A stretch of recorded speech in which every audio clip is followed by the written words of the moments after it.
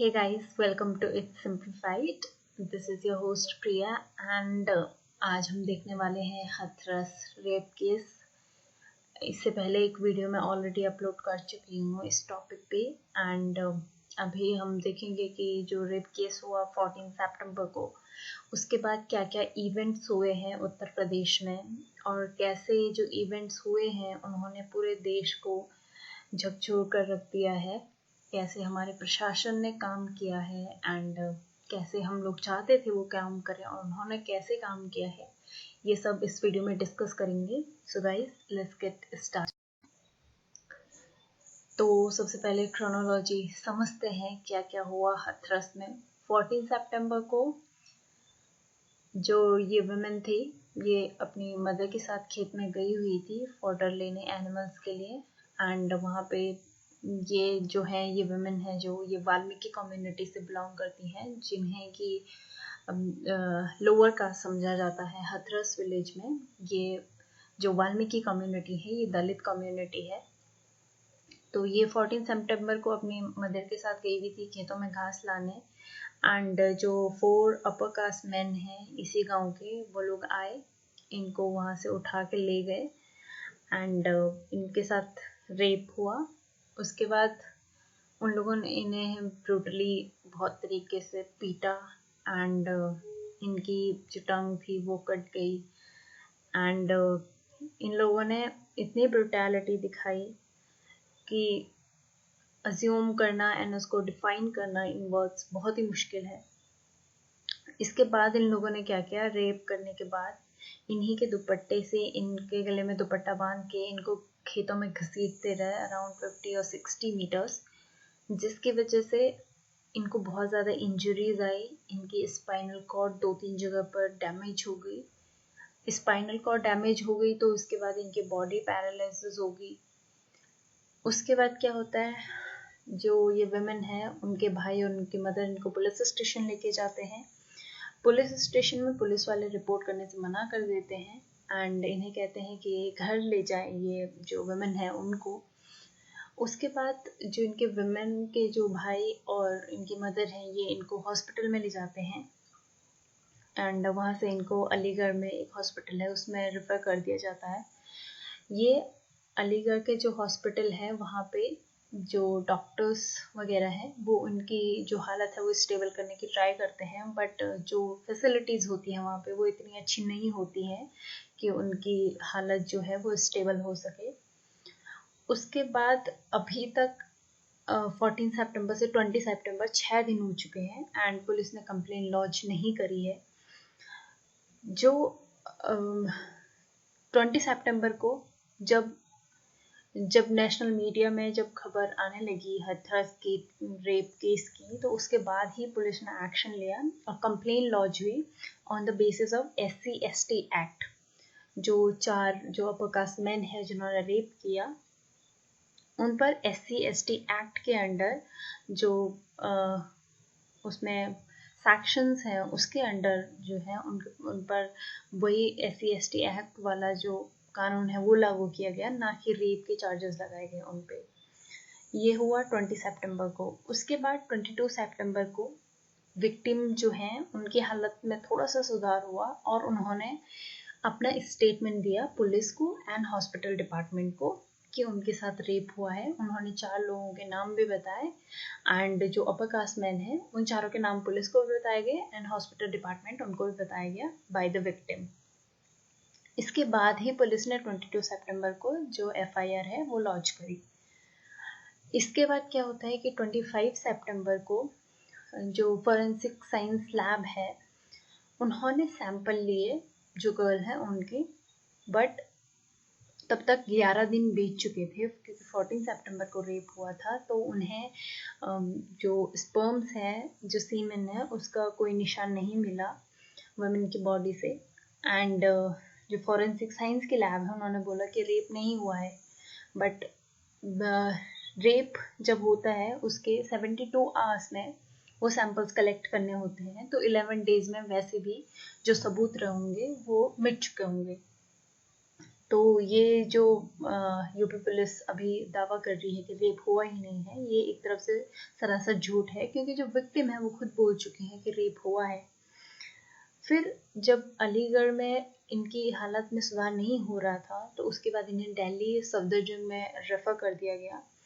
But 14 सितंबर से 29 सितंबर तक ये बहुत ब्रेवली इन्होंने सर्वाइव किया, कैसे न कैसे करके। एंड 29 सितंबर को इन्होंने क्विट कर दिया अपनी लाइफ से, एंड सफदरजंग हॉस्पिटल में 29 सितंबर को इनकी डेथ हो गई, जो ये विक्टिम थी। 29 सितंबर को ही अराउंड 2 AM डेड बॉडी को वापस हाथरस लाया गया bye UP police and without the permission of the family members. रात में 2 बजे जो विक्टिम है उनके बॉडी को क्रिमेट कर दिया गया, उनका क्रिमेशन कर दिया गया without the consent of family members. ये सब होने के बाद वहाँ पर जो न्यूज़ रिपोर्टर तनुश्री मौजूद थी इंडिया टुडे की, उन्होंने ये सब रिकॉर्ड करा एंड ये मीडिया में पूरे देश में इसकी लाइव वीडियोस चला दी। उसके बाद जो गुस्सा था लोगों में वो और भड़क गया, बिकॉज पहले तो पुलिस ने कंप्लेन लॉन्च नहीं करी, जो परपेट्रेटर्स हैं उनको अरेस्ट नहीं किया था, एंड उसके बाद without the consent of the family जो विक्टिम है उनका अंतिम संस्कार कर दिया, वो भी रात के 2 बजे। तो इस वजह से जो पूरे देश में गुस्सा ऑलरेडी भरा हुआ था, जो शासन एंड प्रशासन है यूपी में उनके खिलाफ, वो और फूट पड़ा।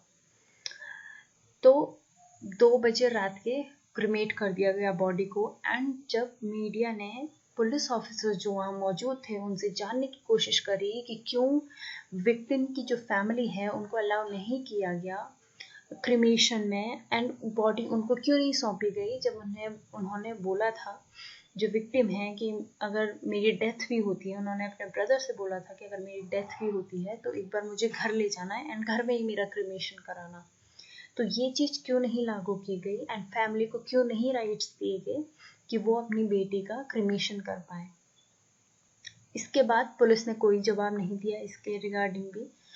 उसके बाद 2 अक्टूबर को इलाहाबाद हाई कोर्ट ने जो केस है उसकी सीरियसनेस को देखते हुए खुद ही संज्ञान लिया पूरे केस का, एंड जो इस केस से रिलेटेड बहुत सारे ऑफिसर्स थे from superintendent of police to DM, उन सबको समन किया एंड उनको अभी हाई कोर्ट में जाके, इलाहाबाद हाई कोर्ट में जाके अपने बयान दर्ज कराने हैं।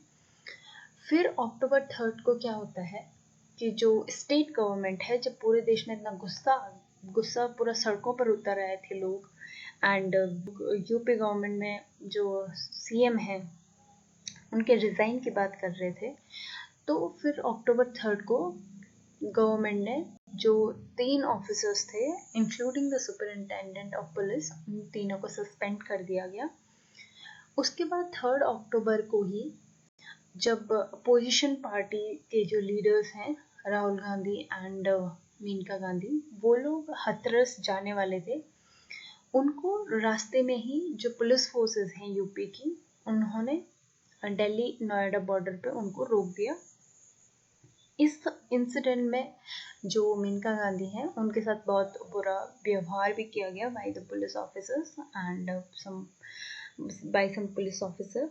उसके बाद जब अपोजिशन पार्टी में मांग उठने लगी कि क्यों हाथरस नहीं जाने दिया जा रहा है अपोजिशन पार्टीज को, जो मिलना चाहती हैं, जो फैमिली है, गरीब फैमिली है, उनसे मिलना चाहती है, क्यों नहीं जाने दिया जा रहा है। Same thing happened with the media as well. Media को हमारे देश में सब जगह जाने की इजाज़त है, उनको इजाज़त है कि वो जहाँ चाहें वहाँ पे रिपोर्टिंग करें, बट हाथरस एक ऐसा केस है जहाँ पे मीडिया को ब्लॉक कर दिया गया। जो विक्टिम की फैमिली है उसको उसके फैमिली के जो हाउस के चारों तरफ पुलिस फोर्सेस तैनात कर दी गई बाय द यूपी गवर्नमेंट। कोई भी मीडिया एंड मीडिया से रिलेटेड इंसान को अंदर गांव में घुसने नहीं दिया गया। तो इस वजह से मीडिया वाले जो हैं उनको लगा कि कहीं ना कहीं उनकी जो राइट्स हैं इन डेमोक्रेसी अंडर आर्टिकल 19, उनका कहीं ना कहीं गवर्नमेंट उनको इग्नोर कर रही है। बिकॉज मीडिया को तो सब जगह जाने की इजाज़त है। एंड क्यों मीडिया को बाहर रखा जा रहा था हाथरस से? ऐसा क्या था कि गवर्नमेंट चाहती थी कि जो मीडिया है वो हाथरस पहुँचे?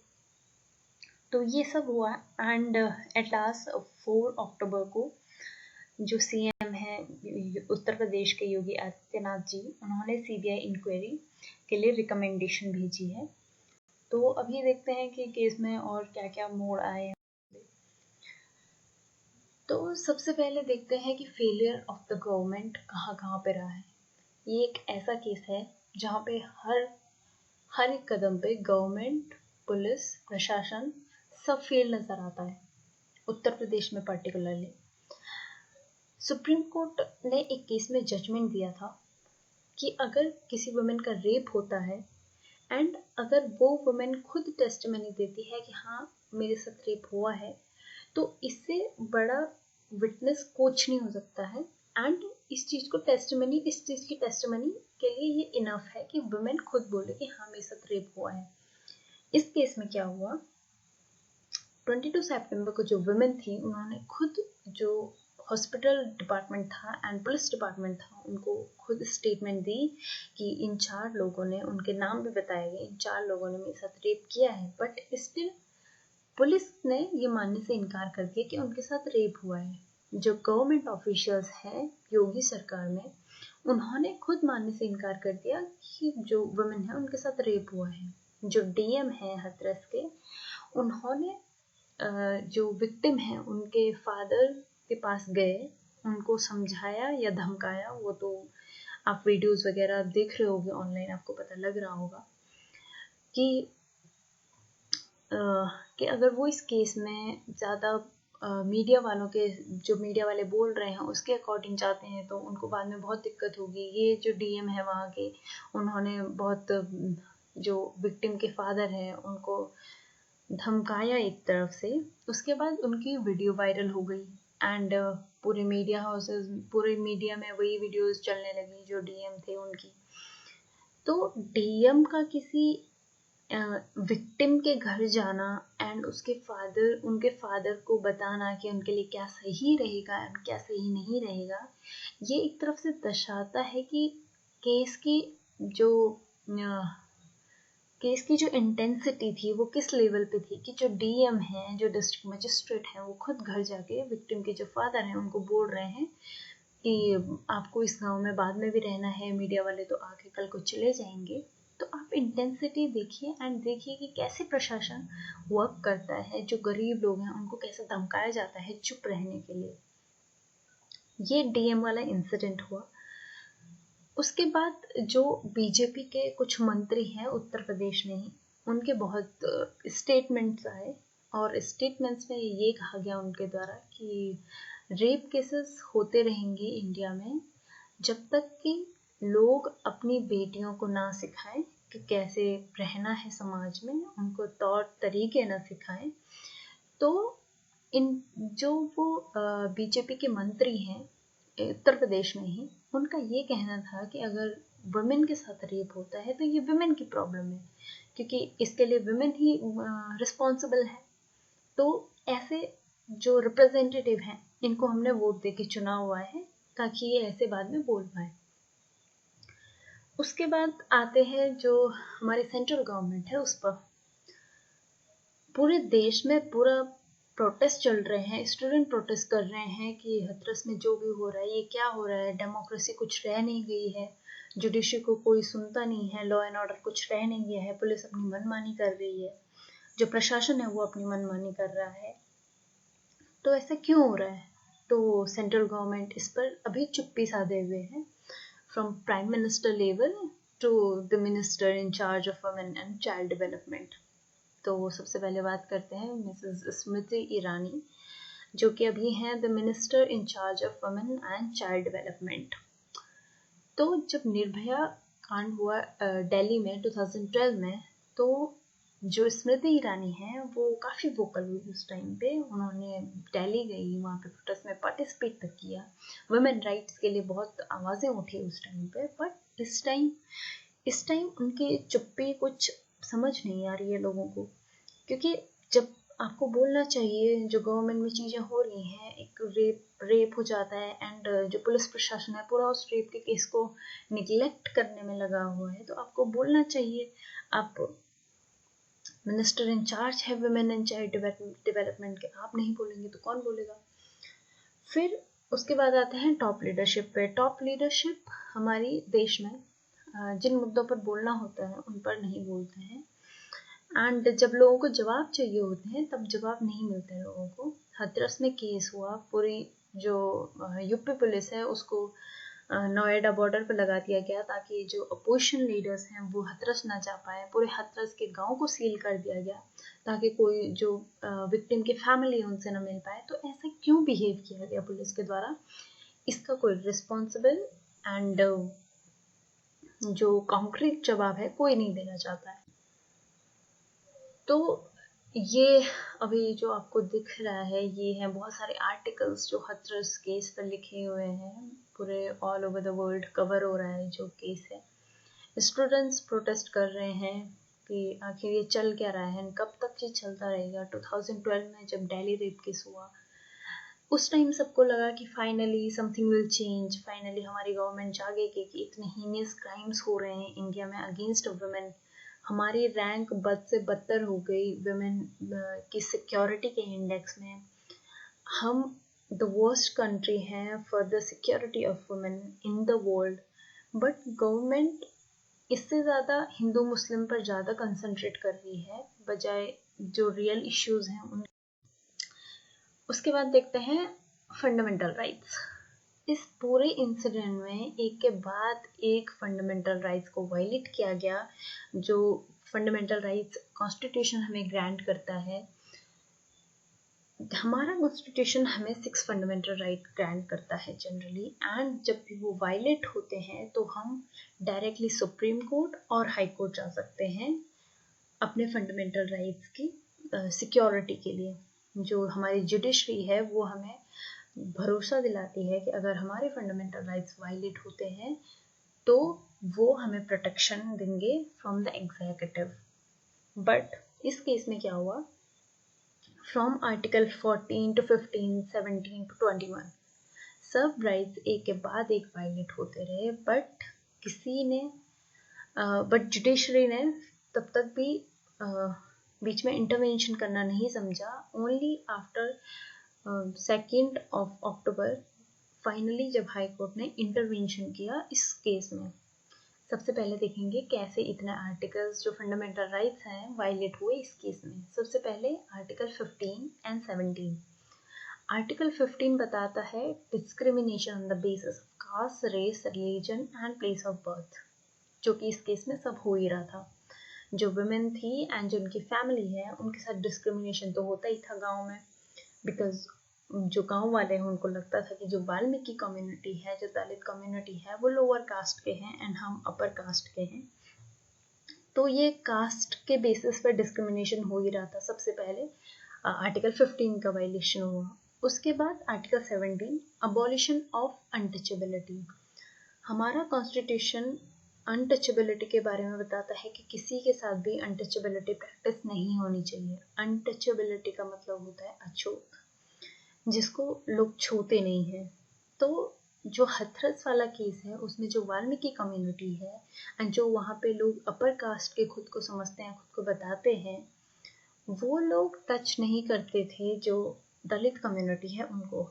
जैसे जो वुमेन है हाथरस की, जो दलित कम्युनिटी के, उन्होंने स्टेटमेंट दिया कि जब दलित कम्युनिटी के कोई अगर वुमेन एंड कोई बच्चे अगर शॉप पे जाते थे जो अपर कास्ट के लोगों की होती थी, तो उन्हें जो पैसे हैं वो भी नीचे रखने पड़ते थे, एंड जो सामान वगैरह जो अपर कास्ट के लोग थे वो जो देते थे वो भी उन्हें नीचे से उठाना पड़ता था ताकि उनके हाथ टच ना हो।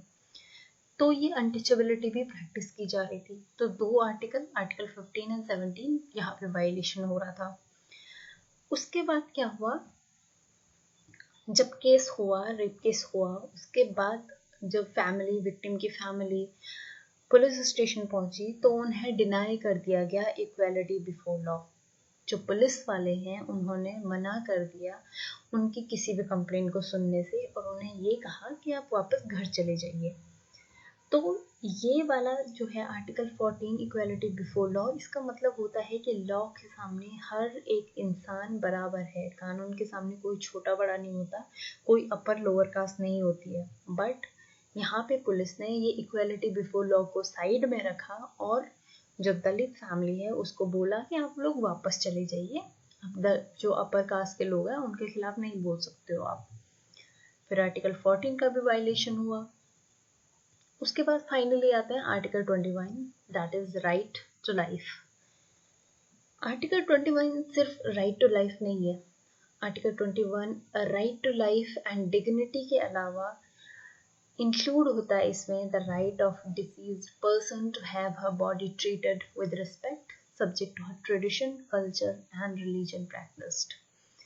इसके अनुसार एक इंसान जब जीता है तो उसको डिग्निटी के साथ जीने का अधिकार है, एंड इसके साथ साथ जब वो इंसान मरता है तो उसको अधिकार है कि वो जिस रिलीजन को फॉलो करता है, जिस कल्चर को फॉलो करता है, उसके अकॉर्डिंग उसका क्रिमेशन हो। बट इस केस में क्या हुआ, राइट टू लाइफ तो छीन ली गई, उसके बाद जो right to die with dignity है वो भी छीन लिया गया बाय द पुलिस, बिकॉज जो क्रिमेशन है वो विदाउट फैमिली के कंसेंट के हुआ, और जो ट्रेडिशन निभानी चाहिए थी, जो हिंदू कल्चर में प्रैक्टिस की जाती है ड्यूरिंग द क्रिमेशन, वो कुछ नहीं निभाई गई। तो right to life and right to die with dignity दोनों को वायलेट किया गया बाय द यूपी पुलिस। तो इस पूरे इंसिडेंट में एक चीज उभर के आई, वो है कैसे मीडिया ने एक तरफ से कैसे केस को उजागर किया पूरे ढंग से। बहुत टाइम से ऐसा हो रहा था कि जो मीडिया हाउसेस हैं वो लोग ऐसी न्यूज़ दिखा रहे थे जो रिलेवेंस नहीं रखती हैं, जो प्रेजेंट सिचुएशन है कंट्री में उससे रिलेटेड। इकोनॉमी की हालत ख़राब है, बट कोई भी मीडिया हाउस तैयार नहीं है इकोनॉमी के बारे में बात करने के लिए। फार्मर्स प्रोटेस्ट कर रहे हैं, रोडों पर बैठे हुए हैं, कोई भी तैयार नहीं है उनके बारे में उनकी स्टोरीज शो करने के लिए। बट इस केस में ऐसा हुआ, जब हाथरस में केस हो गया एंड जब क्रिमेशन हो गया, उसके बाद मीडिया हाउसेस को कहीं समझ आया कि ये क्या हो रहा है, ये तो बिल्कुल ह्यूमैनिटी के अगेंस्ट जा रहा है। तब जाके उन्होंने कहीं सुध ली, एंड तब जाके जो बहुत सारे मीडिया हाउसेस हैं फ्रॉम आज तक टू एबीपी न्यूज़, ये सब लोग वहाँ पे जो उनके रिपोर्टर्स हैं वो गए एंड इन्होंने वहाँ से ग्राउंड लेवल पर रिपोर्ट करना स्टार्ट करा। तो इन्हीं में से एक थी तनुश्री। तो तनुश्री जो है वो इंडिया टुडे की रिपोर्टर है। तो ये वहाँ पे गई और इन्होंने बहुत ही इमेंस करेज दिखाया जो पुलिस वाले हैं उनके सामने। पुलिस वालों ने रात में 2 बजे जब विक्टिम को क्रिमेट कर रहे थे without the consent of their family, जो उनके फैमिली मेम्बर्स थे उनको पुलिस कस्टडी में उनके घर के अंदर ही रखा गया था, and without their consent body को क्रिमेट कर दिया गया। बट तनुश्री वाज देयर जहाँ पे क्रिमेशन चल रहा था। उन्होंने पूछा जो पुलिस ऑफिसर्स हैं उनसे कि क्या हो रहा है, आप बता क्यों नहीं रहे हैं, फैमिली क्यों नहीं है यहाँ पे। बट जो पुलिस ऑफिसर हैं उन्होंने आंसर देने से मना कर दिया।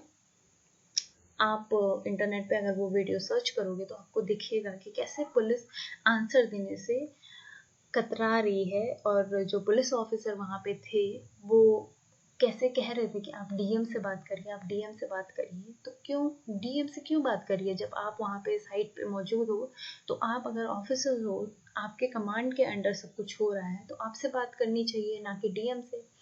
तो आप देख सकते हो, अगर आप उस वीडियो को देखोगे इंटरनेट पर तो आपको दिखेगा कि कैसे कितना प्रेशराइज सिस्टम पूरा हो चुका है।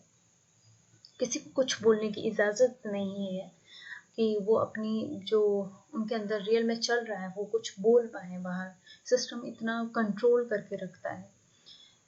तो एक तरफ से जो पूरा प्रशासन है उत्तर प्रदेश में, उसने जो हाथरस के विक्टिम हैं उनके साथ जो कुछ भी हुआ आफ्टर शी डाइड, उनके साथ जो कुछ भी हुआ उसने हमारे पूरे देश को, हमारे पूरे देश के कंसाइंस को झकझोर के रख दिया है कि हमारे देश में हम डेमोक्रेसी हैं, हम डेमोक्रेसी है, बट हमारे यहाँ लोगों को आर्टिकल 14 नहीं मिलता, आर्टिकल 15 नहीं मिलता, आर्टिकल 17 नहीं मिलता, आर्टिकल 21 नहीं मिलता है। जो मीडिया है वो पूरी कवर नहीं कर पाती है, मीडिया को रोक दिया जाता है। जो अपोजिशन लीडर्स हैं उनको मिलने नहीं दिया जाता है। जो शासन चलाने के लिए लोग बैठे हुए हैं वो प्रेशराइज करते हैं विक्टिम की फैमिली को कि वो अपने स्टेटमेंट्स चेंज करें। जो पीपल है पावर में वो चाहते हैं कि जो विक्टिम के फैमिली वाले हैं वो केस को वापस ले लें। तो एज ए डेमोक्रेसी हम किस डायरेक्शन में चल रहे हैं, किस डायरेक्शन में लीड कर रहे हैं, ये हमें देखना होगा। ये जो आप यहाँ पे देख रहे हो, Hathras how we failed as a country, ये बहुत ही एक अच्छा आर्टिकल पब्लिश हुआ था द इंडियन एक्सप्रेस में। उसकी कुछ लाइन्स हैं।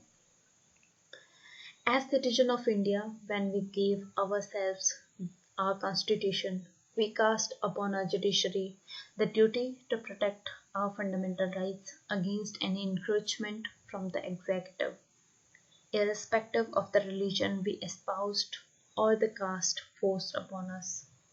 And today, as we stand shaken and humiliated by the brazen inhumanity perpetrated on the most vulnerable of Indians in complete violations of the rule of law, we hope that our judiciary will exercise its immense constitutional power to lead and supervise a free, fair, and speedy investigation into the heinous allegation of brutal rape and the completely illegal forced cremation and illegal detention by the UP police. All Indians today need to be reassured that our constitution, its spirit, and the idea of India it promised to us all is protected by the bravest and the mightiest. अब थोड़ी बात कर लेते हैं about the media, that is the stumbling fourth pillar of democracy. Media को पहले बोला जाता था this is the fourth pillar of democracy, and ये बात सच भी थी, बिकॉज जिस देश में मीडिया फ्री होता है, जिस देश में मीडिया को इजाज़त होती है हर मुद्दे को कवर करने की, वहाँ पे डेमोक्रेसी फुलफिल होती है, वहाँ पे डेमोक्रेसी फ्लरिश करती है। बट अब क्या हो रहा है, अब इंडिया में जो है मीडिया की रिलेवेंस क्या रह गई है आज के टाइम में? अगर हम देखें तो जो ट्रू जर्नलिज्म है वो अपना वे खो चुका है इंडिया में। हमें वो न्यूज़ दिखाई जाती है जो जिसके कोई मायने नहीं है। हमें मुद्दों से, जो रियल मुद्दे हैं उनसे भटकाया जाता है। पूरे न्यूज़ मीडिया हाउसेस यही नैरेटिव हमारे दिमाग में फॉर्म करने में लगे रहते हैं कि हमको क्या दिखाना चाहिए। वो डिसाइड करते हैं हमको क्या दिखाना चाहिए, हम डिसाइड नहीं कर सकते कि हम क्या देखना चाहते हैं, बिकॉज सारे मीडिया चैनल एक ही जैसे न्यूज़ चलाते हैं। अब कुछ महीने पहले जो एक्टर हैं सुशांत सिंह राजपूत, उनके सुसाइड वाला केस हुआ, तो ये पूरे देश के लिए बहुत दुख वाली खबर थी। बट इसका मतलब ये नहीं है कि आप एक ही खबर को दिन रात चलाते रहो, आप कहीं की खबर कहीं ले जाओ। एक सुसाइड केस को आपने पूरा ड्रग से रिलेट कर दिया, पूरा अंडरवर्ल्ड से रिलेट कर दिया, तो आप केस की डायरेक्शन कहाँ ले जा रहे हैं? एंड सेम टाइम पर बहुत सारे ऐसे मुद्दे हैं जो डिस्कस होने चाहिए openly in media and in public, वो डिस्कस नहीं हो रहे हैं। जब पूरा मीडिया सुशांत सिंह के जो सुसाइड है उसके गुत्थे सुलझाने में लगा हुआ था, तो देश में फार्मर्स प्रोटेस्ट कर रहे थे सड़कों पर अगेंस्ट द फार्म बिल्स। कोई भी मीडिया चैनल इनको रिपोर्ट नहीं कर रहा था। क्यों? बिकॉज वहाँ उनको अपने इंटरेस्ट दिखाई देते हैं, जहाँ उनको टीआरपी हाई दिखाई देती है वो उसी चीज़ को कवर करते हैं, ना कि ऐसी चीज़ों को जिसमें देश का भला है, जो चीज़ें डिस्कस होनी चाहिए। फार्म बिल के साथ साथ, फार्म बिल के जो प्रोटेस्ट हो रहे थे उसके साथ साथ जीडीपी जो है हमारी बहुत नीचे गिरी, -20% अराउंड समथिंग नीचे गिरी। उसके बारे में किसी ने डिस्कस नहीं किया। इकोनॉमी की हालत बुरी है, उसके बारे में किसी ने डिस्कस नहीं किया। अनएम्प्लॉयमेंट इसके पीक पर चल रहा है अभी देश में, उसके बारे में कोई डिस्कस नहीं करना चाहता है। क्यों? बिकॉज अगर इस बारे में डिस्कस करेंगे तो फिर जो ये फालतू के मुद्दे हैं उनको कौन डिस्कस करेगा?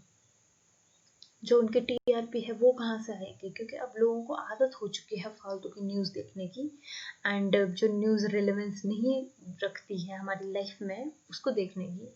तो मीडिया बस टीआरपी के पीछे भाग रहा है एंड वो दिन दूर नहीं है कि जब लोग जो ये टीवी मीडिया है उसको देखना ही बंद कर दें एंड उससे रिलेवेंट सोर्सेस उभर के आएंगे social media something. Social media आज के ज़माने में जो मीडिया है उससे बहुत आगे चल रहा है एंड सोशल मीडिया अपनी पावर रखता है। जो ट्विटर एंड फेसबुक ये सारी चीज़ें अपनी पावर रखती हैं, ये किसी भी कंट्री में रेवोल्यूशन ला सकती है। सोशल मीडिया इतना पावरफुल अभी इस टाइम पे बन चुका है। तो हमें देखना होगा कि हमारे देश में जो डेमोक्रेसी के लिए जो फोर्थ पिलर है जो मीडिया है वो किस डायरेक्शन में बढ़ रहा है और वो कैसे लोगों को एक तरफ से ब्रेन वॉश कर रहा है। जो हमें चीज़ें नहीं देखनी चाहिए उनको दिखाए जा रहे हैं। तो हमारे जो मीडिया है उसको ही सबसे पहले सुध लेने की ज़रूरत है कि कौन से रिलेवेंट टॉपिक देश को दिखाए जाए और कौन से ना दिखाए जाए। तो जो हथरस में केस हुआ, अब उसमें आगे क्या हो सकता है? तो सबसे पहले तो हमें अपने सिस्टम की कमियां महसूस तो हो ही गई है कि हमारे सिस्टम के कभी भी कुछ भी कर सकता है। जो हमारी गवर्नमेंट है वो कभी कुछ भी कर सकती है। जुडिशरी जो कॉन्स्टिट्यूशन ने हमें फंडामेंटल राइट्स दिए हैं उनका वायलेशन कभी भी हो सकता है और कोई बोलेगा भी नहीं अगर उनका वायलेशन हो जाता है। कोई सुध तक नहीं लेगा कि अगर तुम्हारे फंडामेंटल राइट्स का वायलेशन हो गया है तो कोई तुम्हें पूछे कि क्यों, क्या, कब हो गया। तो इसके आगे हमें क्या करने की ज़रूरत है? जो जुडिशरी है उसको मोर एफिशिएंट बनाने की ज़रूरत है ताकि ऐसे जो रेप केसेस होते हैं उनमें एफिशिएंटली एंड फास्ट जो है वो हमें जस्टिस मिल सके। जस्टिस मिलने में इतना टाइम ना लग जाए कि जो जस्टिस की चाहत होती है वही मिट जाए लोगों में। ऐसा ना हो कि 2012 में रेप केस हो रहा है 2020 में आपको जस्टिस मिल रहा है। ये चीज़ नहीं होनी चाहिए। जस्टिस के मायने फिर बदल जाते हैं। जो लॉज हैं हमारी कंट्री में ऑलरेडी बहुत टफ हैं बट और मोर टफर लॉज की ज़रूरत है। जब वुमेन पर एट्रॉसिटीज़ की बात आती है चाहे वो किसी भी फॉर्म में हो। उसके बाद है जो सिस्टम चल रहा है, जो पुलिस सिस्टम चल रहा है, जो गवर्नमेंट में सिस्टम चल रहा है, ये सिस्टम ऐसे नहीं चल सकता है। अगर ये सिस्टम ऐसे ही चलता रहेगा तो जो आम लोग हैं, जो आम जनता है, उनके साथ ऐसे ही जो अत्याचार है वो होते रहेंगे। जो लोग पावर में बैठे हुए हैं वो उनका शोषण करते रहेंगे। एंड लास्ट में जो हमारे रिप्रेजेंटेटिव हैं जो ऐसा बोलते हैं कि अगर रेप कम करने हमें अपने देश में तो लड़कियों को तौर तरीके सिखाने की ज़रूरत है, तो इनकी मेंटलिटी चेंज होने की ज़रूरत है और ऐसे रिप्रेजेंटेटिव्स को रिज़ाइन करने की ज़रूरत है। बिकॉज जो इंसान अपनी मेंटलिटी उसको पता ही नहीं है कि क्या चीज़ें किस वजह से हो रही हैं, ऐसे लोग किसी और को क्या रिप्रेजेंट करेंगे। तो जो ये ऐसे रिप्रेजेंटेटिव हैं उनको सबसे पहले तो रिज़ाइन करने की ज़रूरत है। एट लास्ट हमें एज ए कंट्री सोचना होगा कि अगर हम ऐसे ही इसी डायरेक्शन में बढ़ते रहे तो हम आने वाले सालों में कहाँ जाने वाले हैं। हम 5 ट्रिलियन इकोनॉमी का ड्रीम लेके चल रहे हैं, हम वर्ल्ड पावर बनने का सोच रहे हैं और हमारे यहाँ केसेस ऐसे हो रहे हैं जिसमें हम लोग एक डेमोक्रेसी होकर भी जस्टिस नहीं दिला पा रहे हैं विक्टिम्स को। So at last thank you so much for watching. Please do like, share and subscribe and please be connected for more relevant videos. Thank you so much.